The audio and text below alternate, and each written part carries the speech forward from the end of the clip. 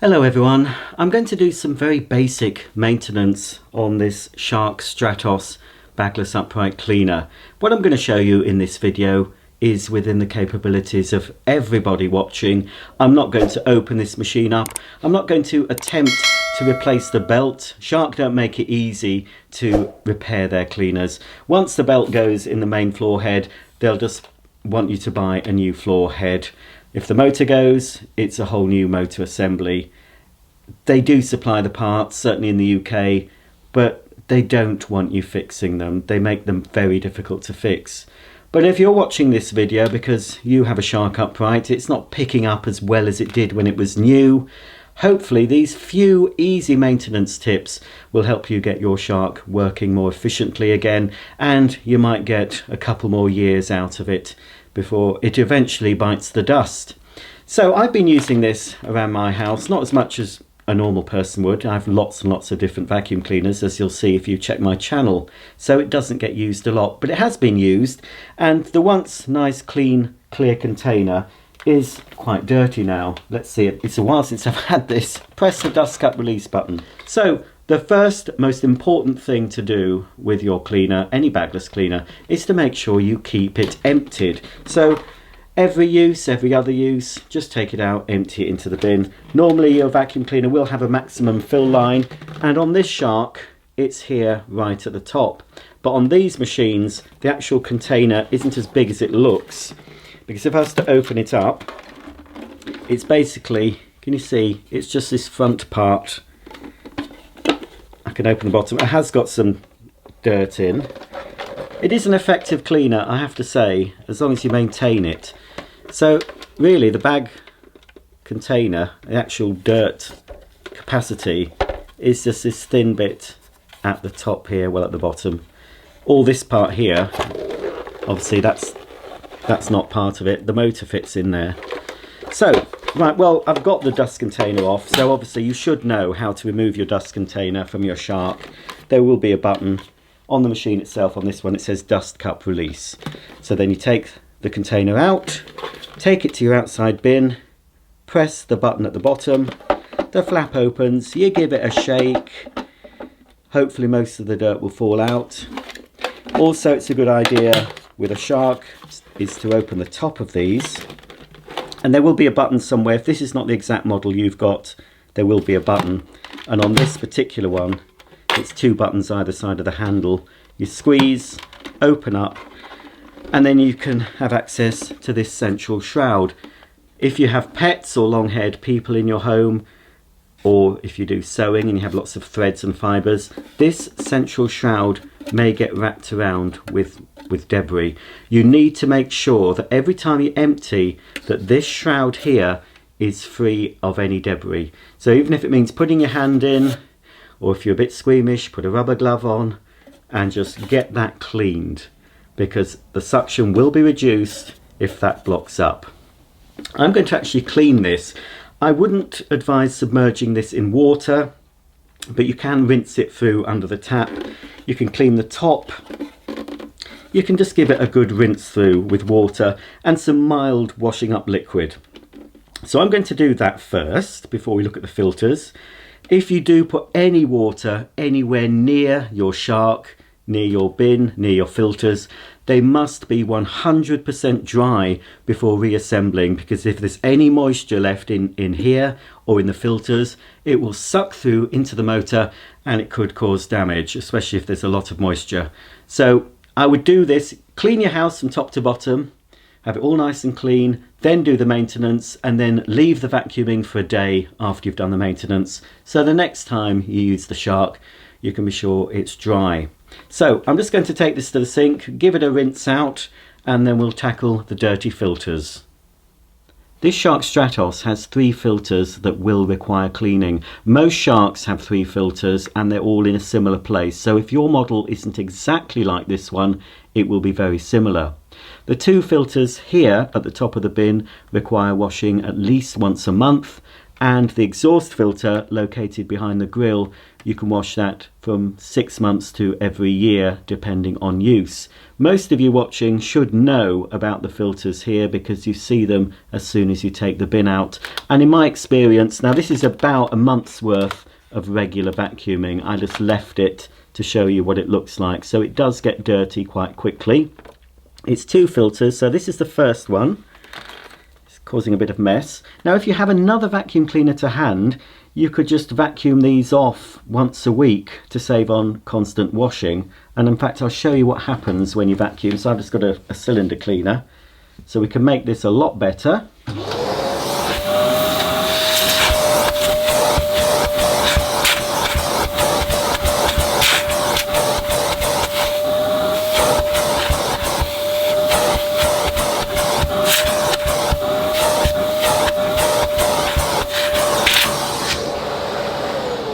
Just vacuuming the filter has got a lot of the dust out, but as you can see it's still quite grubby, so I am going to wash it. Sharks say only use cold water.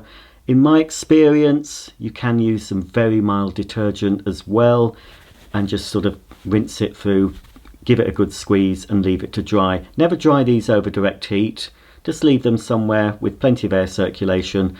And as I said, it's best to leave them for a full day, just so you know it's all dry. I would also recommend buying spare filters. You can buy spare packs of these sponge filters and the other filter that's underneath the sponge.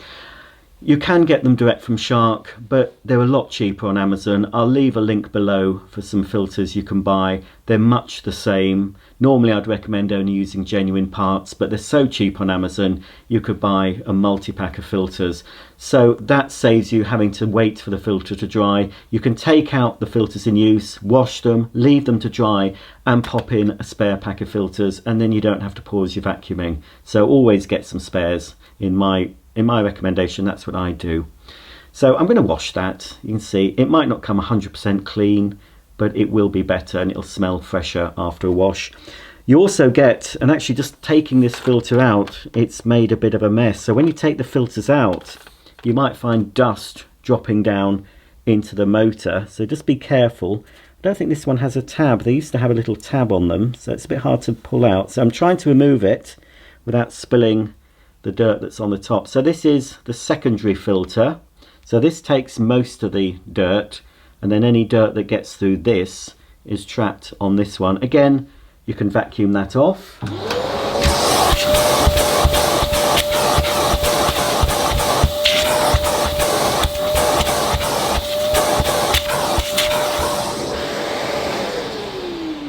And I could put these back now and the machine would work a lot better, but as I said, I'm going to wash them for this video. Now there is dust, you always get dust beyond the filters in a Shark, and as you can see we don't really want the dust to go into the motor just here. So again, it is always helpful if you've got another vacuum to hand. You can just get your other cleaner and just use it to suck out any dust that's on top of the motor here.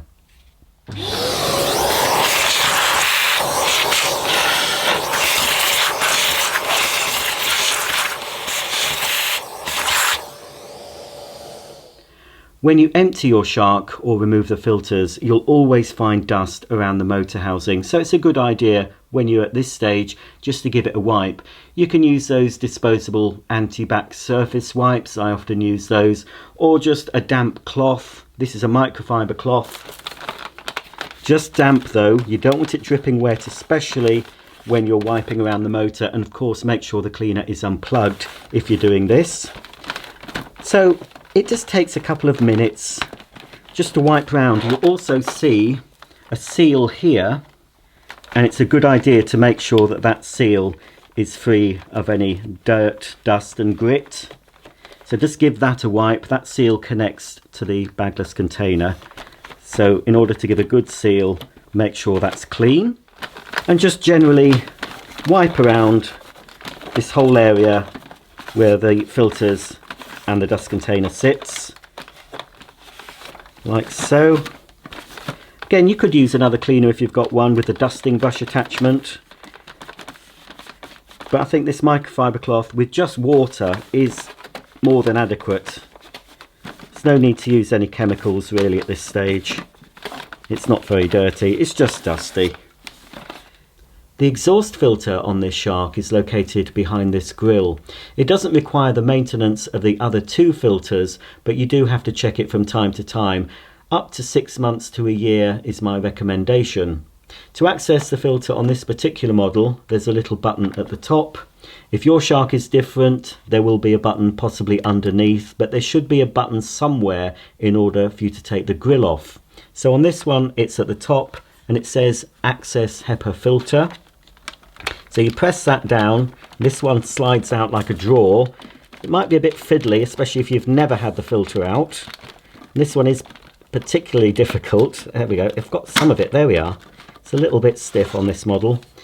Now, even though the dust has passed through two filters, there is some debris. I don't know if you can see it, but there's a little bit of debris inside this. This could be washed under running water, but again, make sure it's dry before putting it back. But there's not much on this, so I can just use my damp microfiber cloth just to give the filter grill a bit of a wipe. So that's got rid of the light dust that was in there. On this model, it's easier to remove the filter if you recline the handle backwards, like so. And you can now see the HEPA filter here. So it comes out, there's a catch at the top, press that down, and then you can pull the filter out. You can see here a little bit of light dust. So this part actually comes out. Again, you could just vacuum that or wash it. And then you've got the main HEPA filter. This will become black after use. After a few months to a year, this nice white filter will start to blacken, and that's mainly due to the carbon dust the electric motor produces. This is washable though.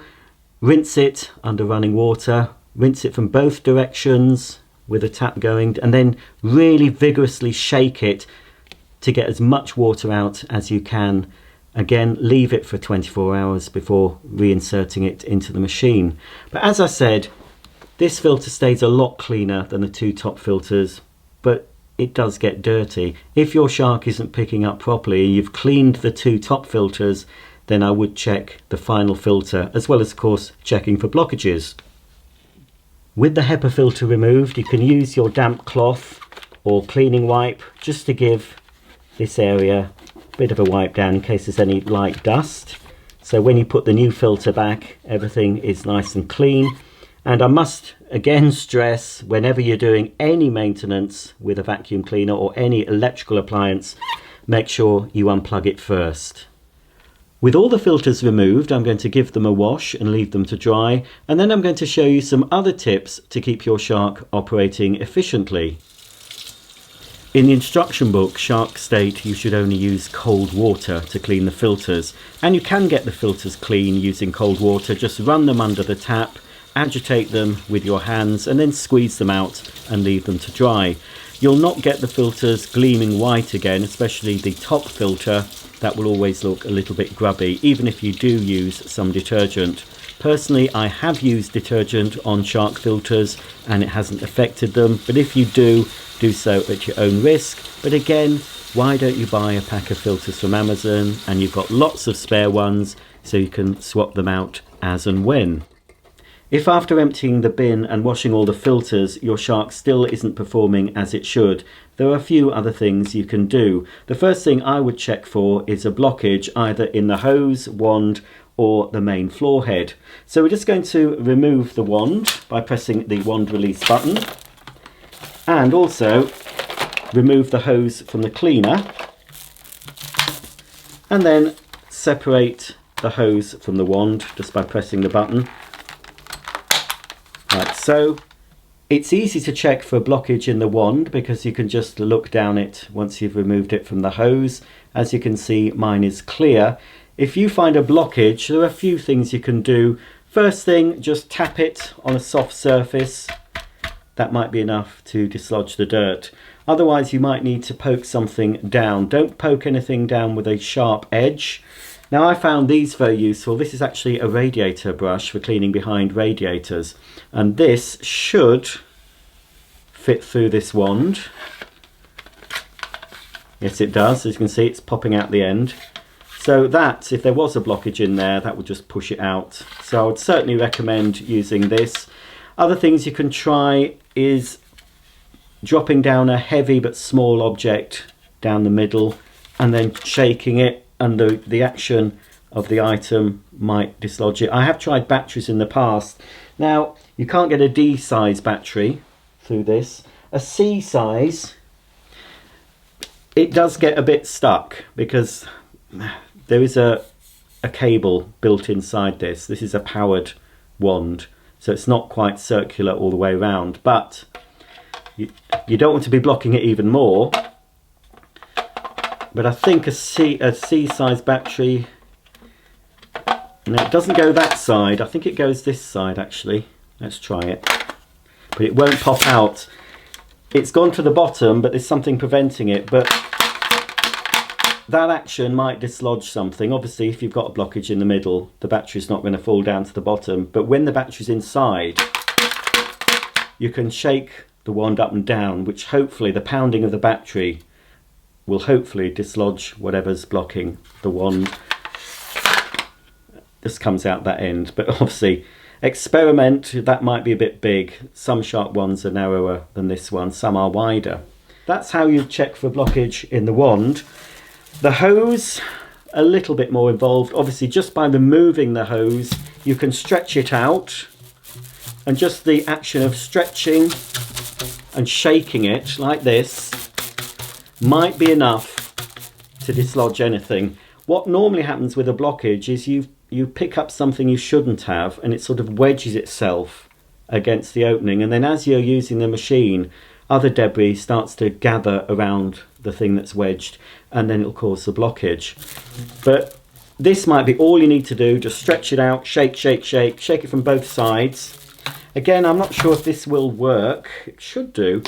This has got a little protectant, little cover on the sharp tip of this. So again, don't put anything sharp, especially in the hose, because it'll be easy enough to damage.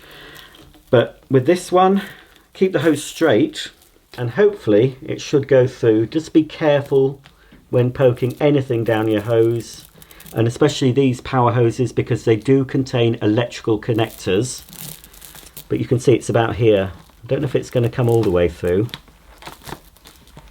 Might not be able to get it past this end, but if it doesn't go all the way through, you can do it from one side and then the other. But then you can just pull it out. Hopefully that will have unblocked it. If it hasn't, you can try the other way. Because this has got an angle in it, I don't want to force it. Oh, it is going in now. It's gone through. But as I said, take care when you're doing this to remove a blockage. You don't want to damage the hose because they're quite expensive to replace. But the first thing you should do, as I've said, before you poke anything down your hose, is just to shake it, stretch it and shake it. And often you can do this when the machine's on, because just by the act of stretching it and shaking it, it might dislodge the blockage enough for it to suck into the dirt bin. Do not submerge the hose in water. As I said, it's got electrical connectors, so do not. You can wipe the outside of the hose if it becomes grubby. Again, use a damp microfiber cloth if you're really worried about the appearance of your vacuum. It's always nice. You don't want to be using something filthy, so if you're doing a little bit of maintenance, it's nice to leave your machine looking a bit clean and dust free. And again, there is a seal here on the end of the hose that connects to the cleaner. Just give that a wipe, just so it's forming a good seal. This isn't very dirty because I haven't used it that much, but yours might look a lot dirtier than mine. I'm not judging, but a lot of people don't bother spending a few moments to maintain their cleaner. But if you do, a few minutes every month, every week, just to give your cleaner a bit of a maintenance, it should last you a lot longer. So that's how to look for a blockage in the hose and the wand. The tools, of course, whichever tools came with your machine, it's possible, especially the crevice tool, has become blocked, but again, you just look through it, tap it out. Just going to give that a little bit of a wipe because it's dusty. And then again, the other nozzle, just going to wipe it with a microfiber cloth. And if you want to, if you've got the time and your bristles have got muck on them, just, you know, clean the bristles. You could rinse these under running water as well. These non-electrical accessories, You can submerge these in water and give them a good clean. But again, make sure they are dry before you use them again. That clips on there. So, where else can we check? You can check for a blockage in the main floor head. So we need to lift away the unit. So we need to use the lift away function. And on this one, I'm not sure if I can do it without the bin attached. I'm going to have to fetch the bin because the lift away button is actually located on the bin on this particular model.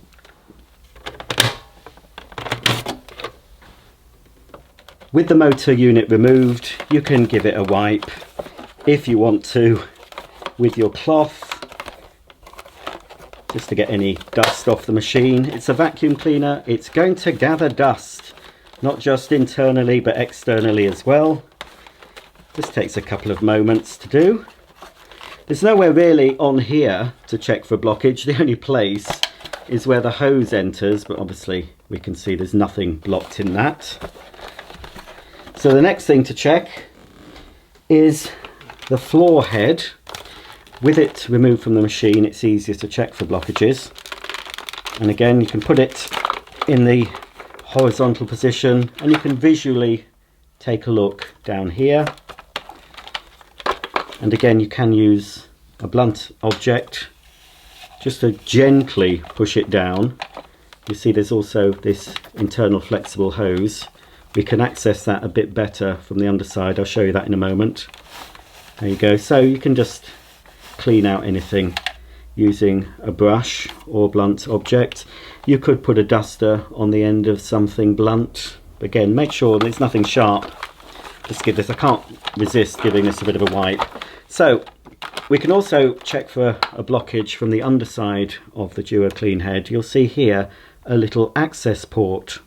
Just squeeze these two tabs together and then you can see this lifts up and it gives you better access to the hose. And from this side you could pop a blunt object in, and as you can see it's coming out the other end, so we can guarantee there's no blockage inside there. But I must stress, always use a blunt object because you don't want to damage this internal hose. Shark have certainly improved the hose on the later models. On the earlier ones, the clear hoses in the floor heads could split. This one does seem a lot more reliable, a lot more durable in my experience. So that's the other place you can check for a blockage. So we've cleaned the filters, we've emptied the bin, we've checked for blockages. Last thing we can do is a little bit of maintenance on the brush head itself. Now this is anti-hair wrap, so as you can see that's remained pretty clear. This part, the soft roller, is easy to remove, and you'll notice after a while, this isn't bad because it's not had much use, but after a while this can start to look very, very grubby. That's easy to remove. There's a switch here at the side. Just press that and this comes out. Again, you can clean that under running water. Just rinse it through and then you squeeze it like this to remove as much of the water as you can, and then leave it to dry. You could leave it outside on a sunny day. I wouldn't leave it in very hot sun for a long period, but a nice sunny day just to dry it. Don't put it back when it's wet. I have used in the past a bit of mild washing up liquid. If it's very grubby, I've maintained my mum's cordless Shark that has this roller, and that gets really filthy on her kitchen floor with dogs coming in and out. So I do have to use a little bit of washing up liquid, mild detergent. Just give it a good clean with your fingers, rinse, rinse, rinse, and then squeeze out. And normally it's as good as new. And when it's dry, it'll restore its fluffiness. When the roller is out, you will probably see a little bit of debris on the inside. I've got pets, so some dog hair there. These plastic teeth that help to keep the roller clean can get clogged up. And again, use your damp cloth just to wipe this. Be careful of these teeth, they're only plastic, but they can be quite sharp. So once the roller is removed, you can wipe out that cavity like that. This roller is not designed to be removed by the user. unless you take loads of screws out. I wouldn't recommend it. For an average person, it's too much hassle. Even for a service engineer, these can be quite fiddly to open. As I've mentioned before, I like shark cleaners when they're new. If you maintain them, they perform well. They've got lots of innovative features, but they're not made to be repaired on the whole, which is a shame. But just do the maintenance I show you in this video, and you should get more years of life from your shark. So the roller, as I said, you can't remove it easily. I do have pets in my home. It hasn't got any dirt around it, but it will become grubby. So again, damp microfiber cloth or disposable surface wipe, and you can just manually move the roller. This has got power fins. They'll become grubby, as well as the brushes. And again, as I keep repeating, before you use your machine again, just make sure everything is dry. Also, after a lot of use, the base can become quite dirty. Just keep all these areas clean. Keep this little strip at the back clean. I think that will wear after a lot of use. Keep the wheels clean. Now, another thing that happens with these floor heads, these tiny rollers can become caught up with hair and fibres. Now, they can be removed. I'll try do it in this video, because once they're all clogged up, they don't move so easily. So you can clean them, but after a lot of use, you will find hair wrapped around those. It's inevitable. To remove the wheels at the front, you'll need a small flathead screwdriver. So just gently put the screwdriver actually under the wheel and then just jiggle it like that. You'll see it pops out quite easily. This whole wheel comes out, and then the axle. It should pull out, there we go. You'll see there's a tiny washer as well in the middle of that, so don't lose that. So now you can give that a clean out the area where the wheel sits, if there's any debris in there. And then before you put it back, you can put a tiny drop of oil, just like the all-purpose oil you can get in the little cans, just one tiny drop. And then you can pop the axle back in the tyre, in the wheel, and then you just locate it back in the housing, like so. Make sure it's correctly positioned, and then press down. You'll hear a click, and then your wheel should be running smoothly again. On some of my previous vacuum cleaner maintenance videos, a lot of viewers have asked, how do you clean this clear part over the brush roll? Well, it's not easy, to be honest, on a shark, but it does bother a lot of people. This one is still pretty clear, as you can see, but after a bit of use, that will become cloudy and dirty.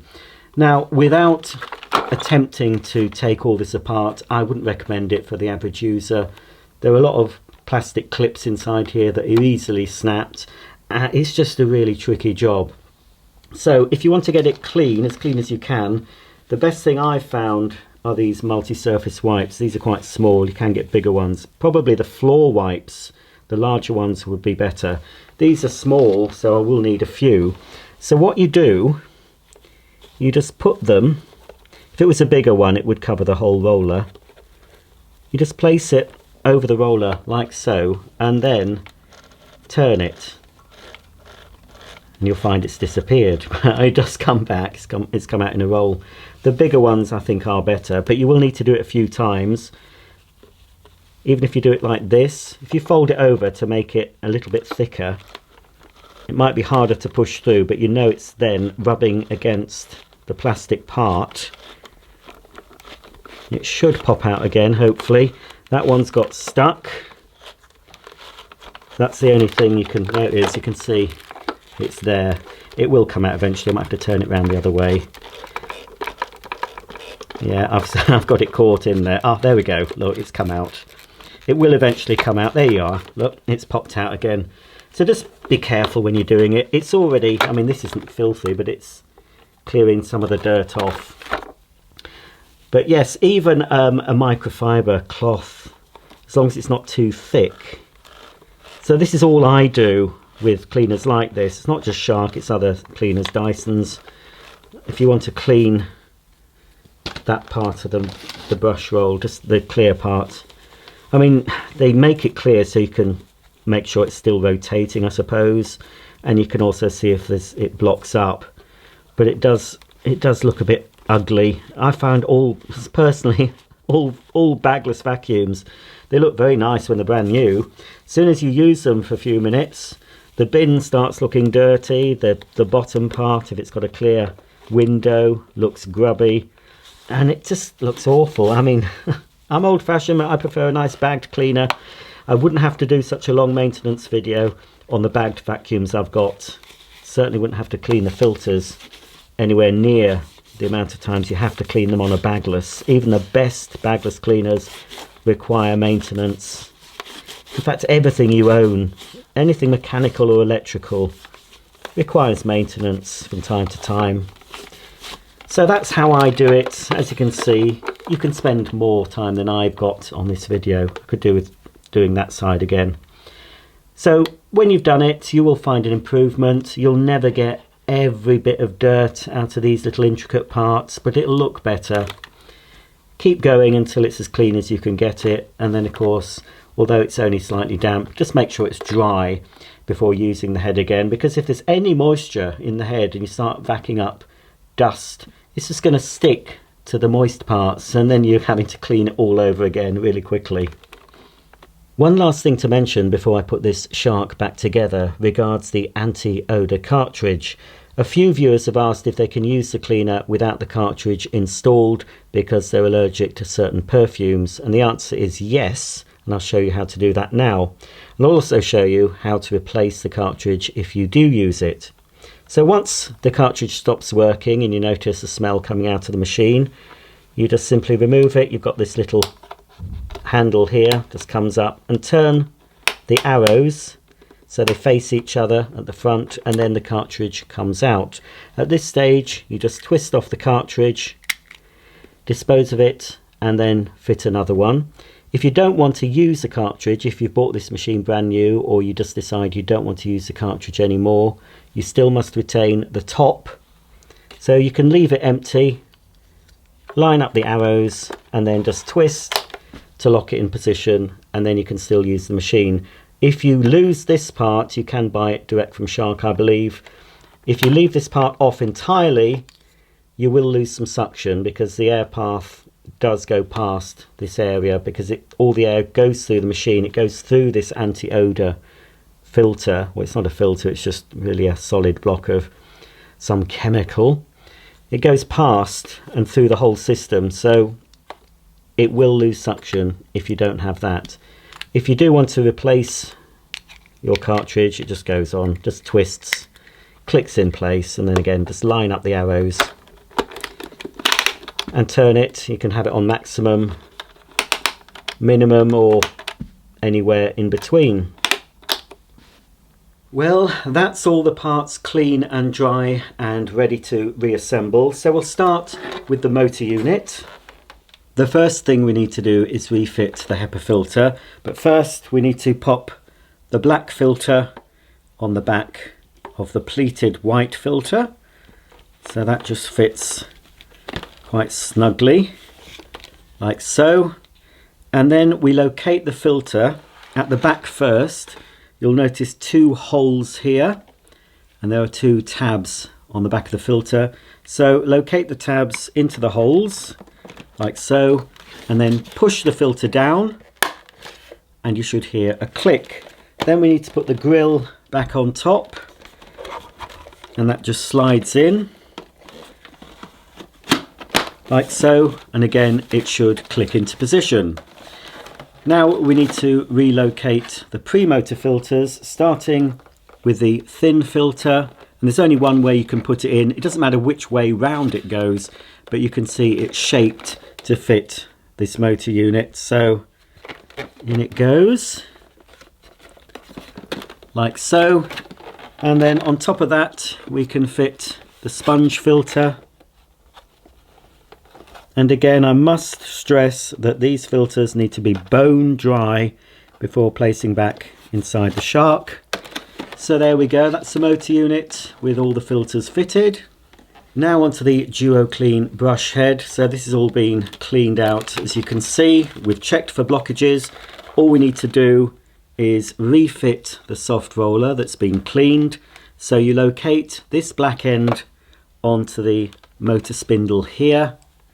Just push it in, and then the other side, you need to make sure that this part's uppermost. Just guide it into the end like so, and then you just press it and it clicks into position.